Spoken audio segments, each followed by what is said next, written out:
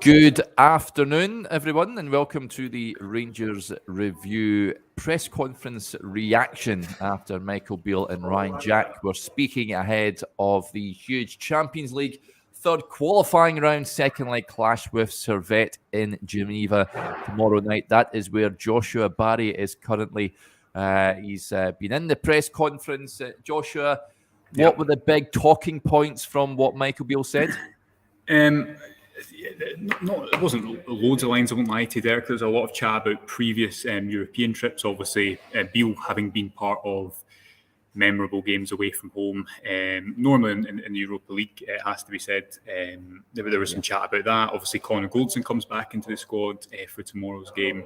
No further updates on Glenn Kamara. So Michael Beale says, but I think the kind of key takeaway for me, Derek, was that Rangers come here defending a lead. They're obviously 2-1 up from the first leg. Servette will sell out their stadium, I believe, for the first. Actually, I say this as if we haven't brought this up about 10 times over the past week. Servette will obviously sell out their stadium for the first time in a while, so it'll be a big home crowd. I think if you certainly listening to the press from Geneva, that's quite a big feature of tomorrow's game. What type of atmosphere can Servette generate? Obviously, again, as we've covered, they came through the adversity of the previous round. But listening to Beale, I don't think the Rangers are going to come here and defend the lead. I wouldn't be surprised if the midfield includes Ryan Jack, who's also up for the press, includes him alongside maybe a Campbell or a Raskin and a Cantwell and a Cifuentes. So you may be talking about having a little bit more defensive balance in the midfield overall. But I think Rangers will come to attack the game, and Servette obviously have to score, which changes the dynamic of what it was like at Ibrox. And I asked Michael Beale about, well, if you look at the game last week, Rangers had a lot of chances. They had that Lammers chance in particular, but they had a lot more moments. I think because, again, as we've covered, Derek, the numbers that Servette commit to the attack, they're an attacking team. They like to go direct to the front line, and that means that they commit a lot of numbers to the top end of the pitch. So there's going to be a lot of space in the middle, is something that Michael Beale said quite a lot over the last week for Rangers to attack. And I think the front three might be selected with that in mind. Don't think there'll be too many changes to the team overall. For example, I think that Barisic plays despite the fact that Sterling's back in the squad and obviously made his debut at the weekend. I wouldn't be surprised though if you see someone like Abdullah in the front three, because I think that if you look at how pace changed the game for Rangers against Livingston, there's going to be definitely that type of space on offer in the centre. And that's something that Rangers, I think, it's a type of game that Rangers, when Beale was a coach, and I think even away from home in the league last season, in which they did pretty well because they keep those attackers high and narrow. So I guess that's the main takeaway. Rangers come here with a lead, but I think rather than sitting and trying to protect the lead and get a 0-0, get a 1-1, I think they're going to go and try and win the game and hope that carries them through. Yeah, I think we spoke to a Servette fan media contributor a little earlier on, Gabriel, who asked him if Servette would open up based on the fact that they're a goal down and they need to chase the game. And he says, no, it'll be very similar to what we've seen at Ibrox. So I thought that was kind of interesting. They are going to have a go, though, Joshua. Yeah, of course, and they'll have an expectant crowd. I think Servette's home attendance average was something like 8,000 last year. 7,000 at the weekend, just over 7,000. Yeah. So I don't know what type of home crowd it will be, but I think more than whether they have to come out, because, like any game that either team will spend time without the ball, it is those numbers that Servette commit to the attack, because they miss out the midfield a lot, which I guess reduces the risk of, you're not going to lose the ball in midfield that much. There wasn't many opportunities for Rangers to really win the ball back when Servette had settled periods of possession. There was when the ball turned over, and Lammers and Cantwell both really good in those type of areas, but they like to go direct to the front line. They like to try and get four players on that last line, and Ryan Jack had an important role in the home game, and always giving Rangers that extra number and always making sure that they weren't kind of left in a 4 versus 4. I thought Cantwell as well was really effective at winning the ball back. But if you look at that first half, I think there was probably 3 or 4 moments, and a lot of them, as we've spoken about, broke down with Danilo. Not criticism at all, it was his first start. But there was a lot more opportunity beyond expected goals, beyond actual shots on goals that Rangers had, beyond the couple of chances for Lammers. There was just a lot of space in the centre, because if you look at the way that Rangers set up, it's all about playing from the centre and protecting the centre. They're narrow without the ball, they show the ball wide. With the ball, they try and create overloads in the middle all the time. They try to get their creators on the ball, which is why at times they maybe face accusations about a lack of width. Contrastingly, I think if you look at the way Servette play, their fullbacks don't go high and wide, which gives them the numbers in the back line, but normally they're only playing two in the midfield. So they'll have one, which is normally Cognat, probably not how you pronounce it, but he's the one who goes higher. He's their number 8. And Doolin, who's their number 28, is suspended. He sits, and there's a lot of responsibility on those two players who are very good players to cover a lot of ground and to protect the Servette's defence. So although they've still got those numbers back when they go to attack, I think there is a lot of space in the centre for Rangers. I expect Lammers to play. I probably expect Danilo to play. He's who I've put in my predicted team. Cyril Dessers obviously scored his first goal in the home leg, but he's not... he doesn't carry the pace that Sima does. No. And whether Beale wants to go for that kind of focal point and a more physical outlet, I thought Danilo looked a lot better when he was in the middle and when he was that number 9. So I imagine there's going to be a lot of tweaks around how Rangers front three play. But I wouldn't be surprised, especially after his first goal, if Sima comes in. Or maybe Beale goes for the same front three and just focuses on the fact that they need to play games to build those relationships. I thought Lammers had a good game at the weekend. He obviously gets his first goal. I thought he's done a lot well so far off the ball as well. Danilo certainly has to play for me because he gets that first goal. He's in a confident vein of form. And I think despite the fact that he gave the ball away a few times in those attacking dangerous moments in the first half, he's looked pretty sharp since he came to the club, having had that full pre-season with Feyenoord, having scored a lot of goals in pre-season, whereas obviously Dessers comes off the back of missing the tail end of last season. He's just still building his fitness up. So maybe that comes into the team selection tomorrow. Yeah, I asked Stevie about Dessers this morning. Joshua asked him, of course, he's come in for a bit of criticism from the weekend. Do you think it's solely based on the fact he isn't 100% fit and ready to go? I remember when Antonio Cholak signed last season, there was people writing him off immediately, and he went on to score a good amount of goals. I think Dessers is one we just need to give him a bit of time. I don't foresee him starting tomorrow, but I think, as Stevie said at the weekend, I thought he would have been rested or started off the bench on Saturday. What do you make of the criticism? Do you think it's a bit unjust of Cyril Dessers at this point in time? Yeah, I think it's... I mean, I was at the game, Derek, and it wasn't... I certainly didn't hear lots of jeering or a specific reaction to him at all. I think what there was there was frustration when he lost the ball, and I think that extends to any player any player in a blue shirt, regardless of whether someone like James Tavernier, who's been here 8 years, or someone like Cyril Dessers, who's been here about 20 minutes. As a player, you can tell he's not fully sharp, and you can just tell that sometimes when you watch players, can't you? He obviously got that goal, and I thought the positive of that goal was it's a type of goal that Rangers haven't scored a lot of, which is just a poacher's goal, 2 number 9s in the box, someone who has the instinct to be in the right place at the right time. I think he has, although he's not the quickest. I think what you've seen from Dessers so far is that he's an effective presser, and this is something that goes back to his time. He's obviously been Feyenoord's first choice striker for a period of time as well. And if you watch that game back, if you watch the first leg against Servette, something that I think impacted how they attacked, because Servette, outside of the penalty, I think their expected goals was 0.32, and they had a couple of moments similar to the discussion about Rangers. Obviously, not every dangerous chance is going to be recorded because with XG, if the shot's not the end of it. But I think a lot of the reason that Servette were stunted was because whenever the ball went back to their goalkeeper, he was always forced onto his weaker left foot. Their first choice goalkeeper is a left footer. Their second choice goalkeeper, I don't think he is. And because they go direct quite a lot, I think that did limit them somewhat. So Dessers does bring that, I think, alongside Danilo and Lammers. There's 3 intelligent pressers in the front line, but he's definitely not fully sharp. I mean, how many every new signing, whether it be last season, whether it be next season, people arrive with so much expectation, obviously, don't they? And it's going to take them a bit of time. But I think especially given the fact that he's had a bit of a disrupted end to last season, he's had a disrupted start to his pre-season as a result of that, he will take time to probably show the levels that he'll want to show. What you would have to say is Beale in his front three has clearly brought in 3 players who he's very specifically targeted. Danilo, who was the later one to come in, Sam Lammers, who he knew from right back, I think, watching the PSV under 21s. He knew him from way back then, and Cyril Dessers is someone who was in the club relatively early compared to the other two, or compared to Danilo this summer. But again, someone who seems very intentionally targeted for what Beale wants to do. I think it would just take him a bit of time to show that. And at the weekend, he did give the ball away quite a lot. He was quite sloppy, but then also in aspects of the second half, but also he plays a really nice pass to Cantwell for the first goal, which kind of, I think, got a little bit overlooked. Maybe a couple more games than what we've seen so far will give us the time to really judge what he's about as a player.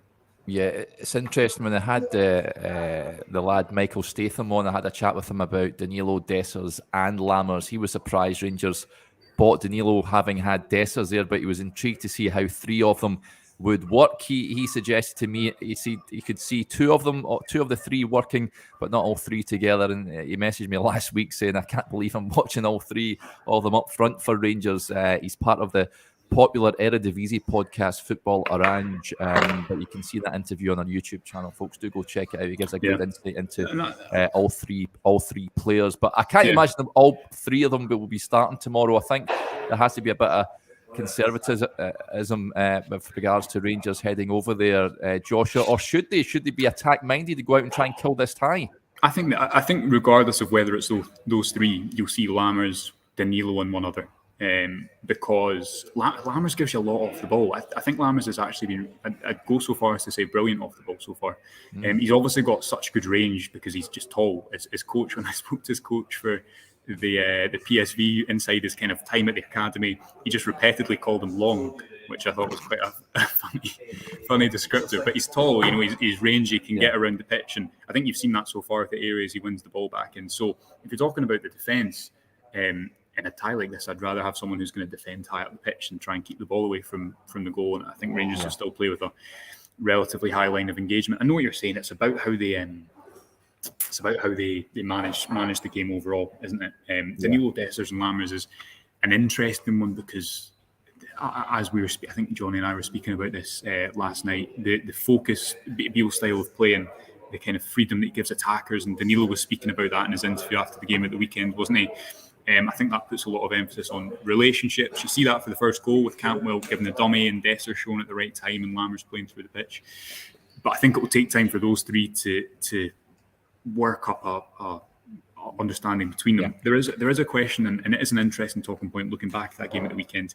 And maybe it's just that in the first half, Rangers should probably have generated a few more chances, and if that was the case, we wouldn't be having this discussion. But the way that pace impacted the game was interesting, and maybe it's just that Beale will utilise that more, and he knows that if teams come out for his team a little bit more, then he has that option from the bench. Obviously, if Cifuentes' goal, if he doesn't hit his hand, it's 2-0, and it's probably a quite different game altogether. But Sima, Matondo, I thought, did really well from the left. A couple of carries, he set up Sima for what could have been a penalty, and then he carries the ball and I think releases it at the right time for Dowell. Although there's a lot of space, and people could say, well, he's not doing it against certain defences, and I think they'd be right.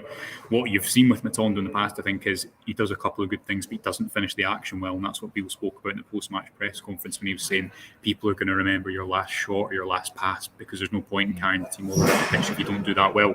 And Sima as well on the right. I don't know about you, Derek, but I think he looks a lot more comfortable on the right-hand side when he's able to go round players. I don't think he's the same kind of dribbler who's going to receive on his back foot and go beyond 2 or 3 and dance beyond opponents. I think what he gives you on the right side, his final balls looked pretty good to me so far. He had that cut back at the weekend, and he had a couple in pre-season as well. And he gives you that, I guess, second number 9 threat on the right as well. So all these players, I think we're still to see the best of them, but there is no time to announce yourself and endear yourself to the Rangers support like an away game in Europe, which, although Rangers are favourites, although we look at that first leg and we think they'll have enough of an opportunity to go through, if they were to lose this game, of course, it'd be such a disaster because they had those moments in the first leg. So there's a lot of pressure on this game, despite the fact that the Rangers are, I would say, pretty heavy favourites. And going back to what Servette's manager was saying this morning or this afternoon, it was a while ago, he can read that on the website for free. That's kind of what he reaffirmed continuously, saying that a few mind games, I think. few mind games, yeah. Not saying too much about his team, shall we say, not saying too much about who comes back. They've got a couple of key players, it looks like, who are going to come back into the squad, but a little bit ambiguous about other ones. Enzo Crivelli, their second striker, who was suspended for the first leg. I think he comes back into the squad for tomorrow. I thought he was out because I presumed straight red equals 2 games suspended, but apparently not. I think it must be 1. And I asked him about Rangers, any specific players that stood out, or how they played, how he saw the second leg going, and he just said that he didn't want to speak about the opposition team, which is obviously fair enough. It's his approach, but didn't give too much away. So they were quite keen, obviously, to put the pressure on Rangers because they have reached the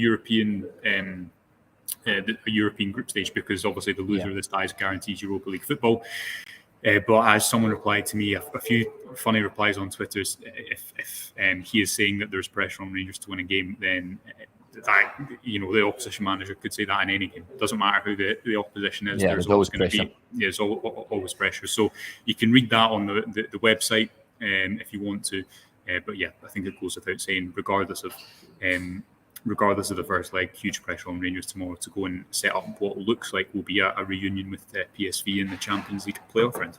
Yeah, lots of comments coming in. Let's get to a few of them. First of all, James McGill of Better Call Saul fame has got in touch. Evening, James. He says, "We score, we go through." I tend to go along with that. I think the next goal is a bit of a cliche, but if Rangers can get it, then I can see them progressing. David says, "Great to see you have a new part of the house to do your live streams from now, Derek." I've just switched round pretty much from where I'm normally sat on the dining room table. So we've got the lovely image of lovely painting of Brian Lowry behind me. So there you go.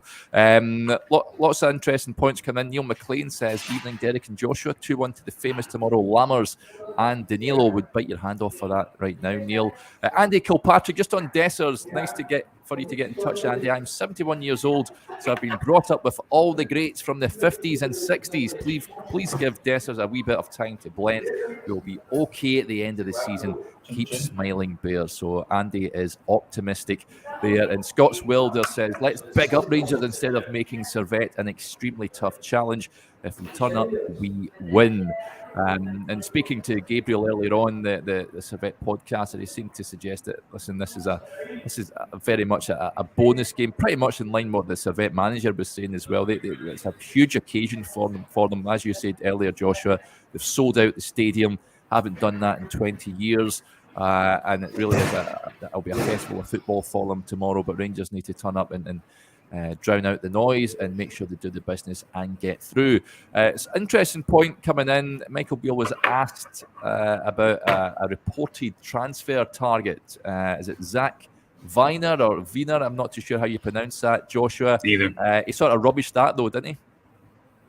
Yeah, he certainly didn't speak at length about the player. Also said that Glenn Kamara is no closer. Obviously strong links between Kamara and Leeds. I think an exit is worst kept secret in football at this stage. But he's a player, obviously, Kamara, who still retains a lot of value because although he's had a couple of difficult seasons, we all know how good he can be when he has a good season. And if Rangers are able to get the reported fee for him, which is, you've seen various fees suggested, but if you're able to get around about the 5 million mark, you think of what you've got and for Sakala and what you've got for Cholak, then the outs and the ins, as Beale's kind of said quite repeatedly, start to level themselves out. I think the I've got a fly right in front of me, which is annoying me. I think the phrase he used in the press conference was that one more will level it out in midweek.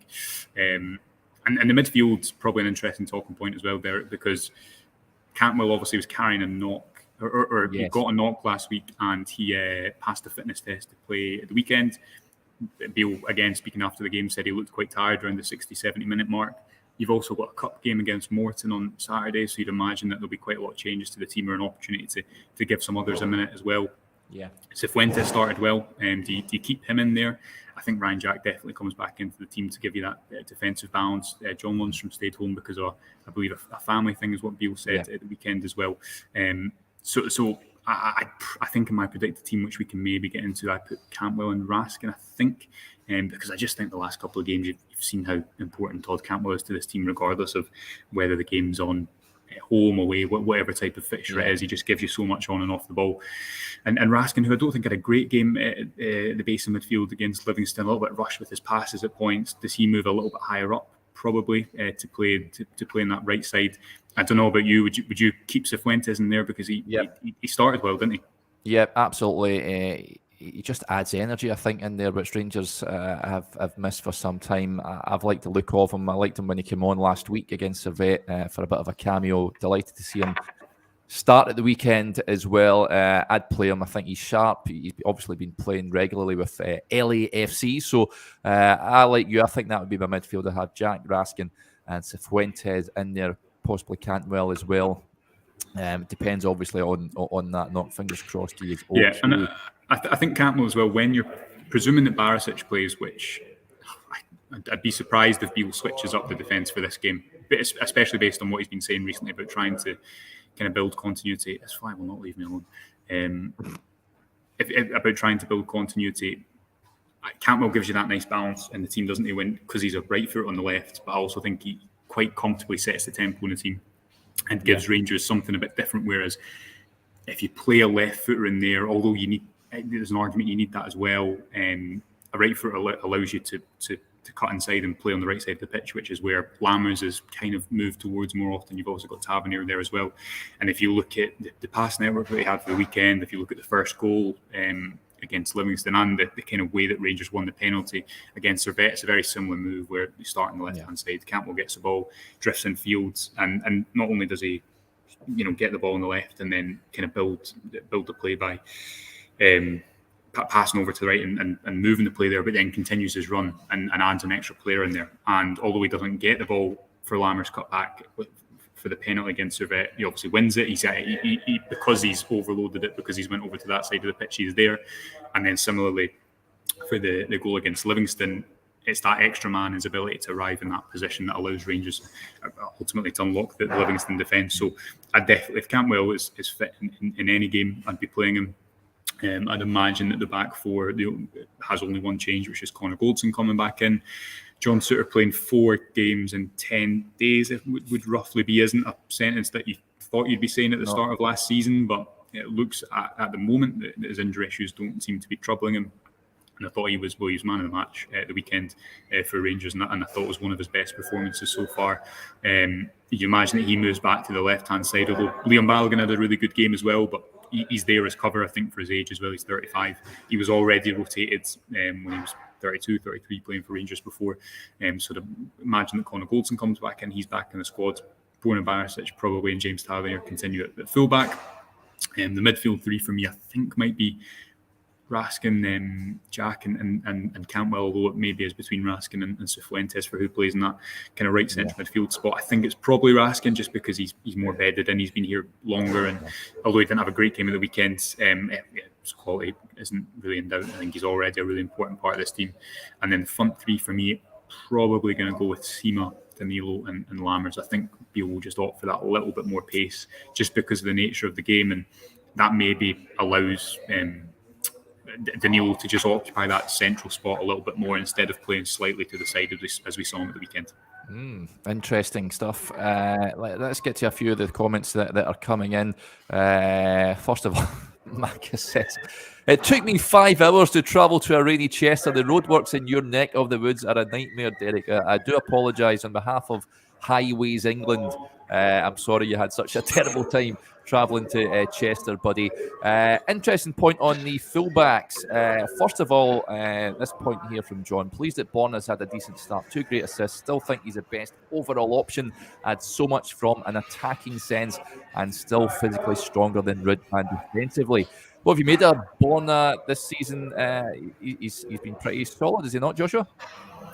Yeah, I think that obviously he gets the 2 assists. I didn't think his second half was great against Servette. I mean, I'm still very much of the school that I think that Barisic obviously still retains a lot of value, and you see that in his 2 assists. And you know, anyone who has frustrations with him at points, of which I would probably put myself in that camp, you can't deny that. You know, that the second ball was of such high quality, and the second goal of the weekend is ball for Danilo. You look at the first one as well, which is just absolutely perfect. It reminded me of the game against Braga, where Barisic was a man possessed for the first 20 minutes and could have had about 4 assists. I think he had one, and he had the second one, which was chopped off for the handball Roof's header. Where I think sometimes it can limit Rangers is that because, and we spoke about this before, because unlike Ridvan or even James Tavernier, he isn't going to move inside the pitch and maybe receive and occupy different positions. It limits what you can do around that, which is why I don't think it's a coincidence that you see when we're talking about Cantwell on that left, bringing the balance. Rangers, a lot more of their play in the final third is on the right at the moment, where you've got Lammers, Tavernier, Raskin, and one of the strikers. So normally they've probably got 4 players over there compared to 3. And normally the attacking play for Rangers, you won't see Tavernier crossing quite as much, although he did in the second half against Servette. I think that's just more where the game went, and probably what Rangers have to develop in these types of games to not fall into that pattern of just crossing the ball into the box.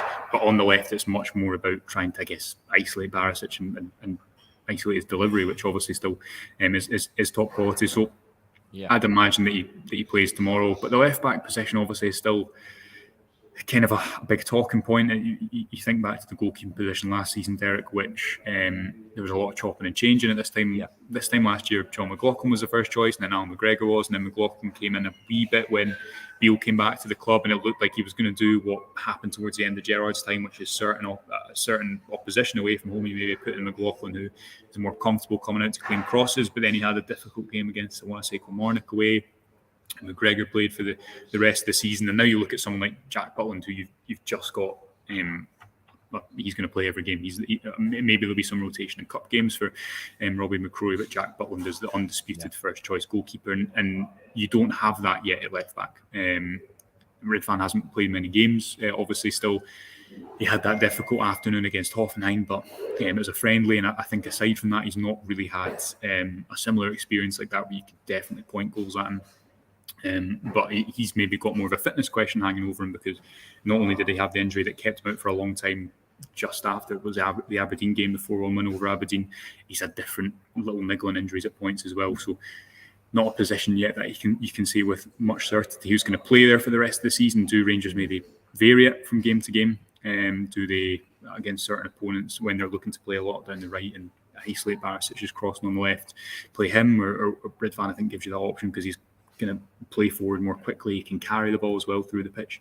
It remains to be seen, but I'd be surprised if it's not Borna Barisic there, despite the fact that Sterling's back in the squad. We've not seen him play left back yet, so maybe there's a bit of a question mark there as well. As he going to add competition in that area? Yeah, well, on Sterling, at this point from Roddy is an interesting one. Hopefully Sterling will get to play it right back, as it's our weak area.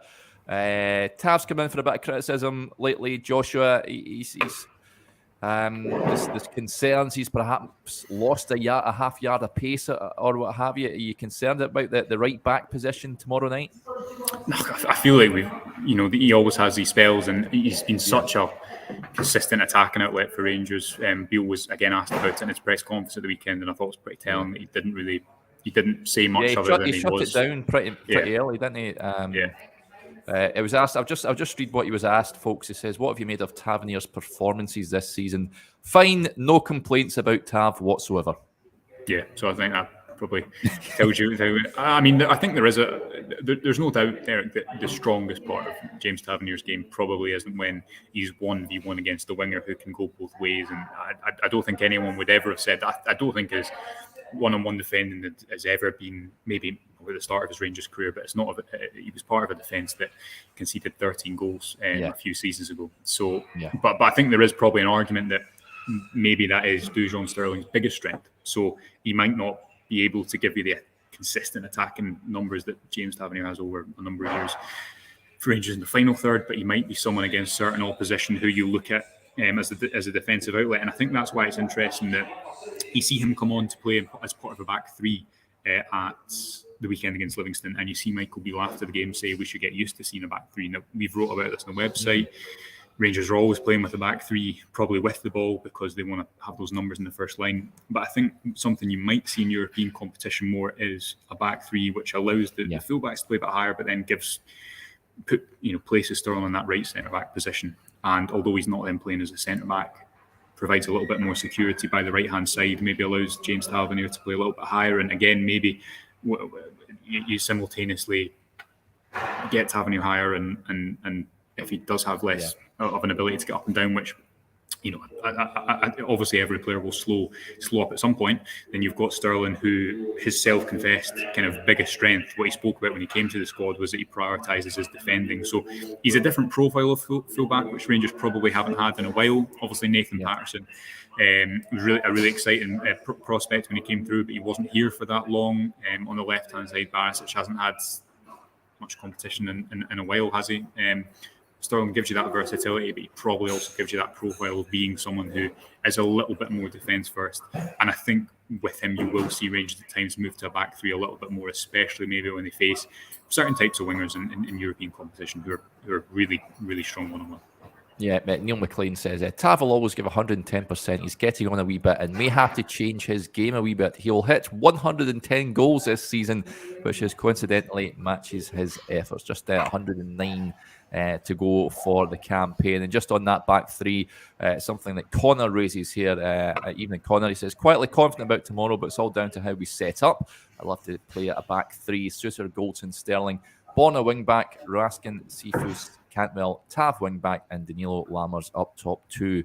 Quick like that team you've got there, Connor. I think that is capable of doing the business. And Massey gets in touch. 28 degrees here in Alberta. Can't wait to watch the Bears play tomorrow. Cifuentes, Danilo, and Lammers are going to be huge tomorrow, he says, as well. In terms of the temperature over there in Geneva, Josh, I've heard it's absolutely sweltering. Is it? Yeah, pretty hot. It is pretty hot. I don't know how many fans are going to be coming over, but nice city, very expensive, but really nice city. And how much is a pint over there? I've paid. I've only had one so far, Derek. Actually, which was I think eight. I don't know, is it euros or Swiss francs? I can't remember what currency it was.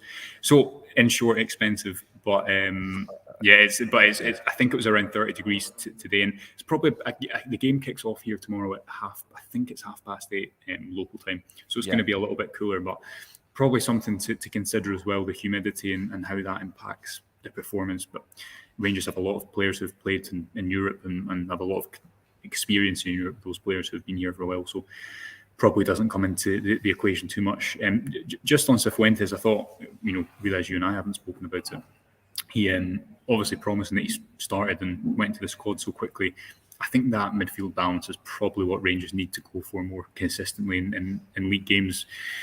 Although the template that they used last season worked well, especially away from home, I think at home what it gave you is not only the fact that Cantwell's someone who can commit defenders and someone who is going to move play to the right hand side, and I think just at the moment is Rangers' best player. I don't think you'd find many people that would disagree with that. Cifuentes as well is an attack-minded player when he's on the ball, but I just think his tendency to run beyond the striker or attack the box or not always sit behind the ball, that just it's the small things that maybe it moves the defence a little bit more. Maybe it creates space for someone else, and he still has the capacity to play at the base, which you saw for the first goal, where he's the one playing the ball to Tavernier slightly higher. The ball obviously then is played into the box. So if Cifuentes can give you that cover, and I think you see already he's going to be able to get up and down the pitch really well. Looks like a player who has good physical capacity as well. But if he's someone then who's going to be able to naturally, as an attacking player, move beyond and not always come to the ball in the opposition's final third, I think especially domestically, that's the midfield you need to see more at home. Although with that, Nico Raskin, I think sometimes at the weekend he gave the ball away a little bit too easily, and he's a fantastic player, started so well for Rangers. I guess that just comes with his development. When I spoke to his former manager for a piece when he arrived, he said he's not a number 6 because he needs to, I can't remember the exact quote, but effectively be engaged with the player or move around a lot. He's not someone who, and maybe he'll mature into this type of player, but he's not someone who just sits there probably and wants to set the tempo with his passing and not move at all. I think he's quite an active, quite a busy player. So interested to see how that develops, but I think that type of midfield has a lot of potential domestically, because all those players can contribute in the final third. All those players have natural attacking tendencies, and if you can mix that with what they will give you off the ball and their defensive capacity as well, I think that's the balance that Beale needs domestically to make this midfield tick against the type of game state that you're going to see Rangers play regularly as they did at the weekend against Livingston. Yeah, I think midfield's massive, like it was at Ibrox. I think it's huge tomorrow night. Rangers need to win that battle. Let's get to a few of the comments that are coming in just on the price of a pint. Ian Thompson says, better asking George the price of a Pimm's and lemonade. Partial to a Pimm's myself on that lovely summer day. Are you a fan of the Pimm's, Joshua? I think joke's on Ian if he doesn't like Pimm's and lemonade, to be honest. No, I've not had that yet. I did have a glass of wine with dinner, so that wasn't too expensive. But no, I had a pint of some sort of blonde Swiss beer yesterday, which was pretty nice. But yes, it's a great city, really nice city, and the stadiums as well was built I think it was built ahead of the 2008 Euros, and it's got a nice feel to it. It's not a state. Sometimes I guess with new stadiums you kind of go to them and it just feels like there's nothing. It's been there for about 20 minutes, but it's got quite a nice feel to it around the stadium. There's quite a lot of kind of bars, good transport connections, so it's not somewhere that's the dead end of nowhere and is an absolute nightmare to find. So I'm sure the people coming over to support Rangers will spend a lot of money, but they will probably have a good time in the meantime, because it's a nice stadium inside and outside, and I'm sure with it being quite a compact bowl and having the Rangers fans here as well, it's going to be a fantastic atmosphere tomorrow. So really looking forward to that. Yeah, I'm sure it will be. I actually went to that Euros. It was in Austria, Klagenfurt, to watch Croatia versus Germany. Croatia beat them 2-0, and Luka Modric was absolutely sensational. But yeah, that's back to a glorious thing. Spain won it for the first time. They done the one over there. I'm sure if I'm not mistaken. Let's get to some other comments that are coming in. Andy gets back in touch. Says, thank you for commenting earlier, Derek, but I forgot to say that me and my brother were in Barcelona, and I'm so proud as a Bear that I attended the greatest game in our history. Oh, I'd love to go back in time and go on that trip. I bet it was absolutely fantastic. So yeah, good to have you tuning in, Andy. Stephen Taylor raises a point here. He says tomorrow's a game we should win comfortably if we are more clinical in front of goal. Yeah. Sorry, there. You cut out there, so that's why I jumped on you. But we should just say as well, I don't know, obviously jumped on with you and Stevie this morning, and I seen my dad text me after to say that Stevie had said he hadn't listened to a word I said, which is no change to usual. But I presume that was mentioned this morning, but fantastic piece on the website today by you, and looking at kind of a detailed insight of the inside story of Alex Lowry's loan move to Hearts. Lots of really good details in there. I believe you and Ewan are going to be doing a members video about it at some point tomorrow, so members can look forward to that. But if people haven't read that piece, it'll be on the website. It's on our social channels as well, and just a really good read looking at why that move specifically was the right one for Lowry. Some insight into other clubs that were interested in him, some interesting insight about pre-season, and I think you could tell that when Beale spoke about it when he was asked it, I think by you at the press conference before the game at the weekend. It was definitely a move that he felt would get the best out of Lowry as well. So you can go and look at that on the website as well. Well worth that 10-minute read at the time, or 5 minutes maybe. Yeah, absolutely. Go and check it out, folks. Right, a couple of more comments before we wrap up. Ian Thompson gets back in touch. Have we mentioned that Sakala got a man of the match on his debut, and he prefers an Aperol Spritz, having an Italian wife? I do like an Aperol Spritz now and again as well. I've just had this for the first time about a week ago, so I'm very excited about it. But it's called. Have you had a Hugo Spritz before? I don't think I have. What is that? So it's a bit dangerous because it's a doubler, but it's Prosecco, gin, mint, elderflower, and soda water. Ooh. Pretty nice. Yeah. So if anyone's looking for a Hugo Spritz would recommend. But more importantly, I did see Sakala's goal, and I just think if he's playing with that type of space, he's going to score a lot of goals in that league. So hope he does really well. I think it was the right move for Rangers to obviously get a good bit of money for him. But yeah, I think if there's that type of space in the Saudi Pro League, then I think Sakala will score a lot of goals. Yeah. No offence, and I know a lot of players are heading out there. I think Neymar's the latest to go out there on mega bucks, but that didn't look the most watertight defence that you would gone up against. So that's the only thing. But yeah, we wish Fashion all the best over there playing for, I think it's Al-Fayya. I think that's how you pronounce it. So let's hope he does the business over there, and we all wish him well. Right, let's get to a couple more. Before we do that, Joshua, have you seen many Rangers fans out and about on your travels yet? Not many, but I've kind of been at the stadium all day, so I'll be heading into the centre later. So I'm sure I will. But yeah, I've been here out the stadium area since about 10 o'clock this morning. Was out, had some work to do when I got here yesterday, and then was out seeing a bit of the city as well. So and then I was absolutely exhausted because, as well documented, I was up early and packed off the bus. I was trying to get to Edinburgh Airport. So yeah, I haven't seen too much of it, but hopefully tonight, and then a long build up before the game tomorrow, because the game here's at 8:30 tomorrow, local time. So long day. Might go for a swim in Lake Geneva. So wow, there we are. Yeah, there we are. Your swimming shorts with you? I have, yeah. Well, the thing is, I do it back in Scotland now and again, so can't not do it if you come to Lake Geneva. Have to go to the city. Whereabouts in Scotland you go swimming? What, outside? Yeah.